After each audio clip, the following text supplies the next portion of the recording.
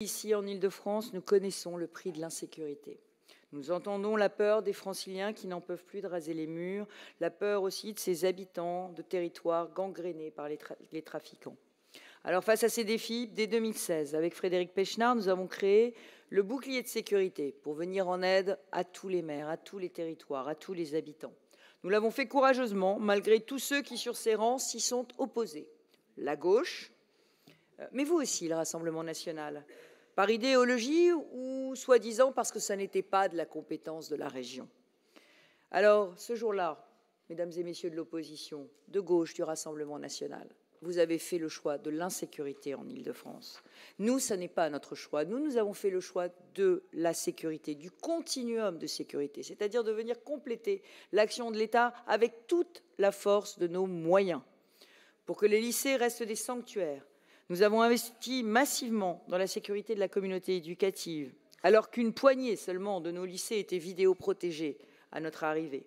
Depuis 2016, c'est 181 millions d'euros qui ont été engagés pour généraliser la vidéoprotection, mettre des sas, des contrôles d'accès, des portails et plus récemment des boutons d'alerte mobiles, reliés directement au commissariat.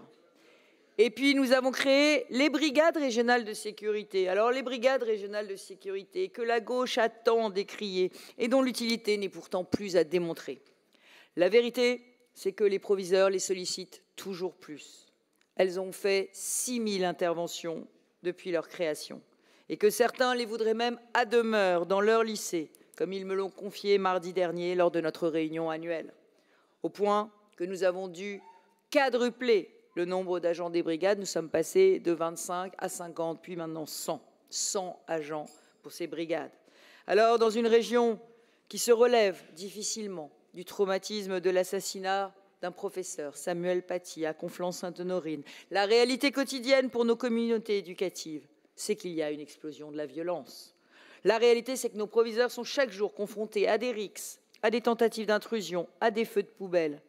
La réalité, c'est qu'ils sont parfois personnellement victimes de menaces qui s'apparentent aussi parfois à des fatwas. Alors, pour le département de l'Essonne que vous citez, Madame Guibert, c'est vrai, du 1er au 15 novembre, les BRS ont été déclenchés 18 fois. Ça représente 62% des interventions régionales pour ce seul département. Alors, mes chers collègues, je crois que nous pouvons applaudir les brigades régionales de sécurité pour leur action au quotidien afin que les lycées demeurent des sanctuaires où la violence n'a pas sa place. Je vois qu'il y a sur ces bancs des gens qui n'applaudissent pas les BRS. Ce sont toujours les mêmes, la gauche, le Rassemblement national. Je pense que les Franciliens jugeront.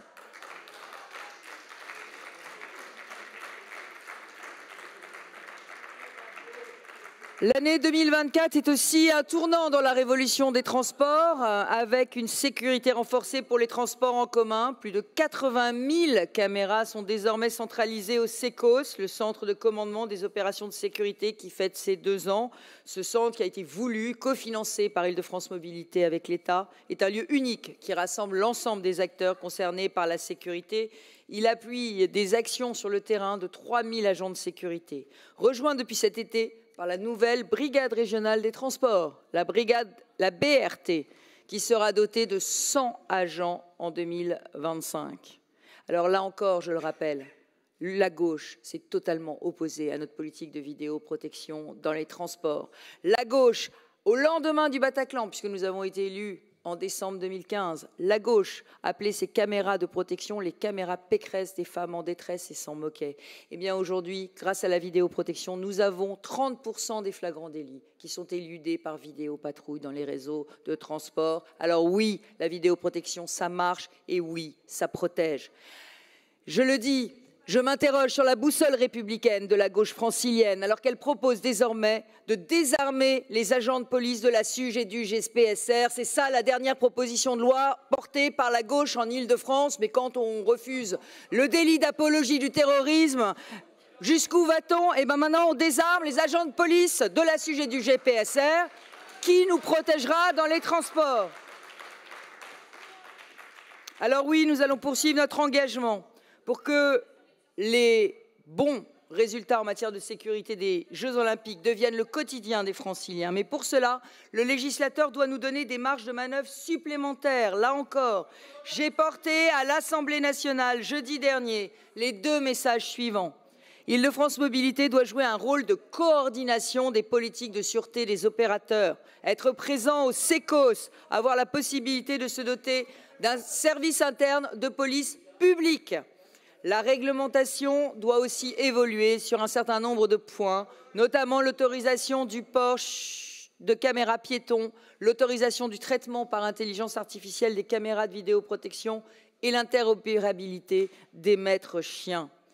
Alors oui, nous pouvons inviter dans cet hémicycle tous les ministres que vous voulez, Madame Guibert, comme nous le faisons chaque année lorsque nous invitons le préfet de police à rendre des comptes de son action. Mais une chose est certaine, c'est ce qui serait utile vraiment, plutôt que d'auditionner un ministre, ce serait que vous tous ici, dont les partis sont présents à l'Assemblée nationale, vous tous vous relayiez auprès de vos parlementaires les amendements que nous portons pour créer une véritable police des transports. Je rappelle que Claude Barthelone portait cette idée, que Laurent Saint-Martin portait cette idée. Alors comment se fait-il que mes opposants la portent systématiquement quand je la porte et que quand ils sont battus, ils renoncent à la porter à l'Assemblée nationale? Le sujet, c'est que votre vrai travail, c'est de faire voter ces amendements, d'être fidèle à vos convictions, de tenir vos engagements. Alors je ne me leurre pas, hein, monsieur de Saint-Just, le Rassemblement national ne le fera pas parce que vous vivez des problèmes. Et qu'à chaque fois qu'on essaye d'apporter des solutions, vous les bloquez, parce que s'il y avait des solutions, il n'y aurait certainement plus de Rassemblement national.